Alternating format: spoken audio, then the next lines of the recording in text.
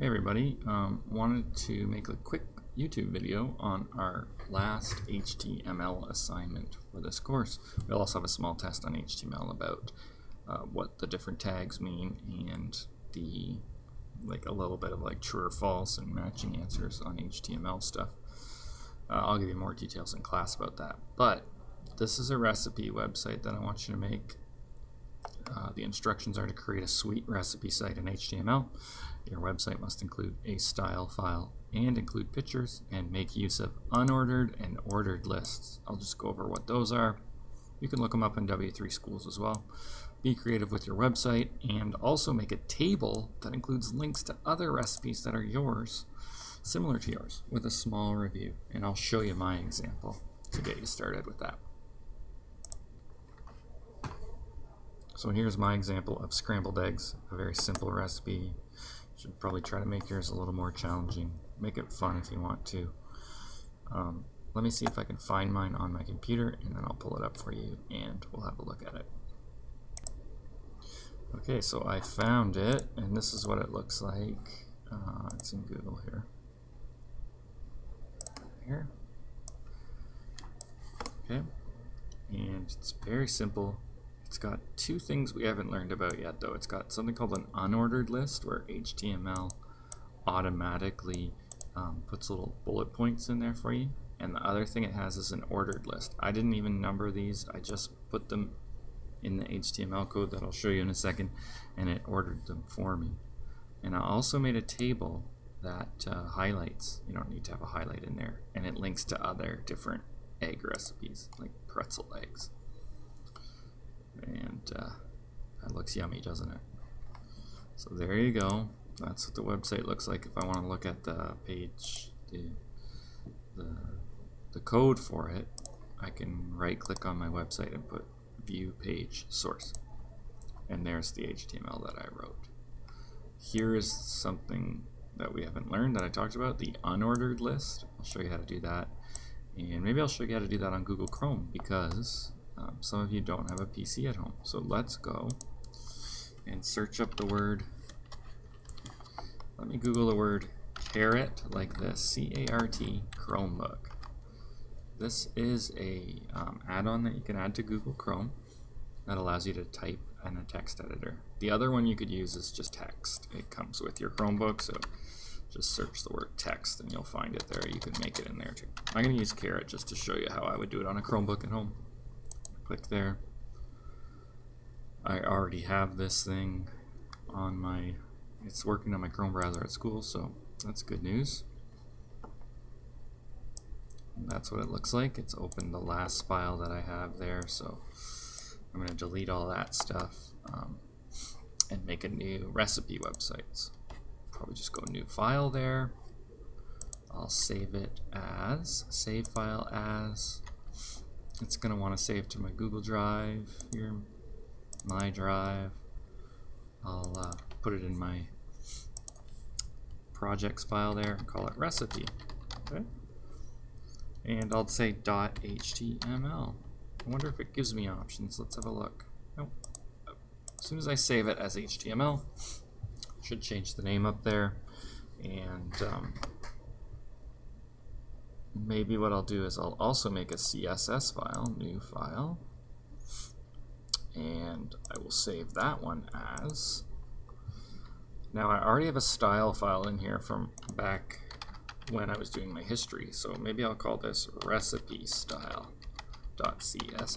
So I have my two files to make my website nice. I'll close the intro here, save it, and good. I'm going to go to W3 Schools and just take their introductory code to make a website from their homepage there, right here. Copy that, and I'll paste it in here and hit save. There you go. There's my website. Let's see what it looks like. How do I open it up in Chrome?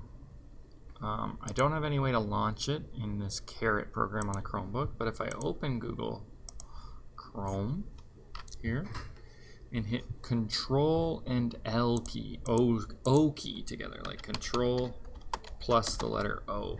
Okay? If I do that on my keyboard, it will ask me what I want to open. And I am going to go to my Google Drive where I saved my program under HTML projects, and I'm going to click recipe like that. And there there's my recipe website. Okay, so what I wanted to do is show you ordered lists and unordered lists. So let's go back in here and I will show you what an unordered list looks like. Unordered list. And instead of my paragraph here, I'm going to write UL, which stands for unordered list. And anything I want to put in this list, I just surround it by the LI tab, which stands for list. So let's type some stuff in here. Woke up. I'll add something else to my list. Got out of bed. I'll add something else to my list. I just have to put LIs in there. Dragged a comb. I'll add one more. LI. Across my head. And this Caret program's nice. It actually auto colors, just like the HTML editor we use in class. It even like indents everything, so I can tell all of these list items are inside of this UL tag. I'm just going to go File, Save. I'll go to my website and refresh it and see what it looks like. Bam! That's an unordered list, and it even dotted them for me. So that's good on a recipe website. Why? Because it's good when we do the ingredients to have those little bullet points. Okay. The other type of list we can add is an ordered list, where it automatically numbers it for us. Ordered list. And that tag is OL for ordered list. And then I can just write all my stuff in here. Whatever I want, like step 1, you know? If I'm doing steps or something, like for my ingredients, like let's say add sugar, spelled sugar wrong, sugar to milk. And then the second step would be to stir briskly under low heat. And the third step could be something like when warmed, add cinnamon. Maybe you're making something with cinnamon in it. I will save that. File, save. I will just check to see if my website got updated. Boom, there it goes. And it numbers them for me, which is nice. I don't control the numbering. So there you go. You can make a recipe website just using those two things. And then use CSS to make it all colored and stuff. It's up to you. Take the time when you're at home to try to make a cool website. A cool recipe website. The other thing I wanted to show you is tables. Let me look right here and I'll show you a cool way to do tables. Whoa. W3 Schools has a lot of good tutorials on how to make stuff. Tables is an HTML thing, but you can do lots of CSS with tables as well. There's HTML tables. Look at this one. How nice is that? I could steal that right now and it would look good. Here's all my CSS that I would need to borrow. And here's all the code for the tables I would need to borrow. It actually looks a little more complicated than it is. All you have to do to make a table is, let's look at this one right here. You click try it yourself, you can see. Makes a really simple one. You just need to write table. So let's do that. Table. That should close it. And then I want to make a table row. Table row like that. And then anything I put inside of here will be inside a row. So to put stuff in, I think I just want to do table data. And let's have a look. Yeah, table data. So I could put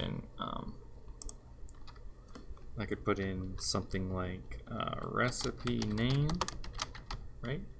The next piece of data I want in my row is recipe website link, or maybe just link. And then the last piece of data I want in my first row is rating, something like that. Hit save and check my website out. That's not it. It's right here. That's not it.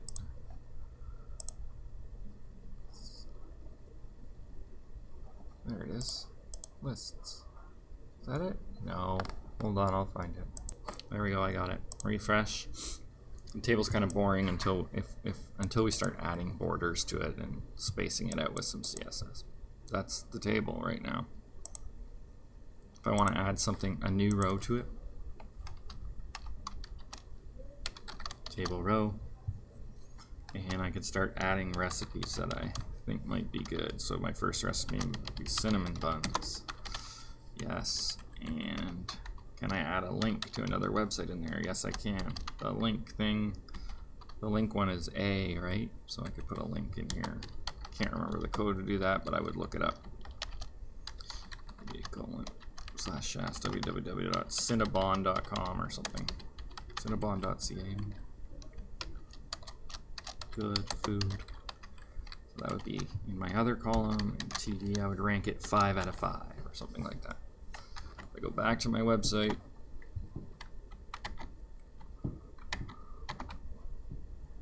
refresh it, you can see my table starting to come along there. Is Cinnabon.ca a website? Let's see. Looks like it is. Cool. Okay, so on your day off, I want you to try to make a recipe website. If you have any questions, email me or check W3 Schools. Or, you know, if you don't think you're going to get it all done without some help, then do as much as you can, get all the content in there, and then when you come to class, I'll sort you out and help you get it set up. Okay? Thanks for watching.